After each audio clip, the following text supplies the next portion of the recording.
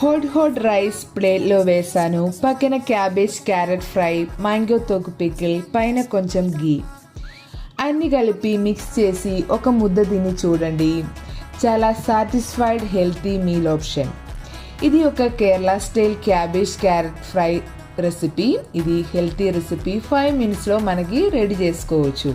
Cabbage and carrot ఇలా ఒక చాపర్తో నేను ఇలా స్మాల్ పీసెస్గా గ్రేట్ చేశాను. ఇంకొక పాన్లోకి 2 tablespoon ఆయిల్ వేసుకొని వేడి చేయండి. తర్వాత ఇందులోకి ఆవాలు, జీలకర్ర, కొంచెం dal, chopped ginger, green chilli, curry leaves, garlic అన్నీ వేసుకొని మిక్స్ చేసుకోవాలి.